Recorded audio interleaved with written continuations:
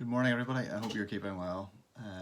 We're continuing to look through the Psalms as we go through this time together. And we've got to Psalm 24. It's a royal psalm. It's a psalm to do with a king and a coronation. Let me read it to you.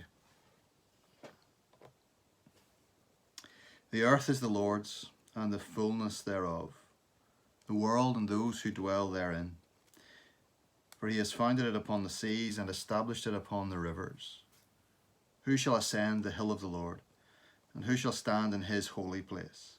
He who has clean hands and a pure heart, who does not lift up his soul to what is false, and does not swear deceitfully. He will receive blessing from the Lord, and righteousness from the God of his salvation. Such is the generation of those who seek him, who seek the face of the God of Jacob. Lift up your heads, O gates, and be lifted up, O ancient doors, that the King of glory may come in. Who is this King of glory? The Lord, strong and mighty, the Lord, mighty in battle. Lift up your heads, O gates, and lift them up, O ancient doors, that the King of glory may come in. Who is this King of glory? The Lord of hosts. He is the King of glory. As I said, the scene is set for a coronation, a grand event.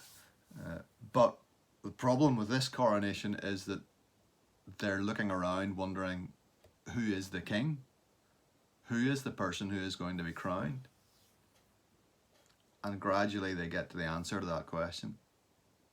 But they begin, as we all should begin, with God and who he is.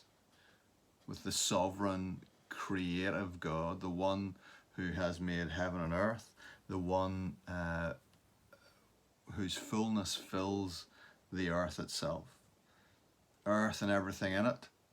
So everything that we see, every rainbow, every storm cloud, every elephant, every sparrow, everything in it belongs to him, is by rights his. And that means also then that the lands and all who live there belong to him. Australia, South Africa, France, Brazil, they belong to him, and the peoples who live there by rights belong to him. He is the founder of it all, and he must be recognized first. Before we think even about the king, we must recognize who is the founder and give worship and praise to him. And then we ask the question, well, because of this great founder, because of this great God, who is worthy to come into his presence? Who can put the necessary effort in that will be required to ascend the hill of the Lord, to climb to him? Whose actions and motives behind their actions will be pure enough that they can withstand his piercing gaze? Who will not be led astray into idolatry, will not be led to worship created things rather than the Creator himself? Who will not be found guilty of lying or deception? Who is this person who will stand in the presence of the Lord? Is it you? Is it me? Is it David? No. It's none of those people. There is one who will stand. There is one who will be able to go into God's presence and say, yes, my actions and motives have been completely pure. I have not turned away from you once to any other gods. I have never been found false. That one person, of course, is Jesus. And as you read on in the psalm, you discover that this king will receive blessing from the Lord. And that's true of Jesus. Jesus, whose obedience was so clear and so real, whose faithfulness to God and to the calling that God had given him was so genuine, ultimately receives the blessing receives the blessing of being brought into the presence of God, into the throne room of God, and crowned as king.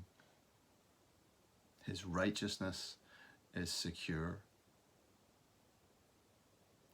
But the thing is that those who follow after him, those who are his disciples, those who have trusted in him in faith and received the grace that he has won for them, they too are blessed with everlasting blessing. They too are made righteous, and that righteousness cannot be taken away from them because they're clothed in his righteousness. So we ask the question again, who can stand in the presence of the Lord, the creator of heaven and earth, the Holy One? Can you stand? Can I stand? In ourselves? No. But in Jesus, yes. Yes, we can stand in his presence. We can receive his blessing. We can be clothed in his righteousness. Why? Because our King has conquered. Because our King has gone to battle for us against the forces of sin and death and evil and has triumphed over them. We can stand in the presence of God because he is worthy, because he is Lord, and we can look to him.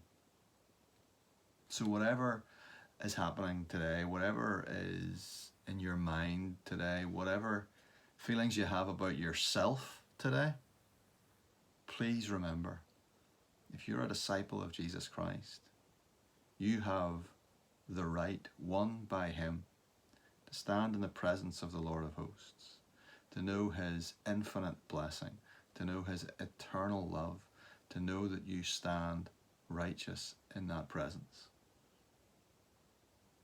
Know that today. Let that thought encourage you as you go into today, whatever it brings. God bless.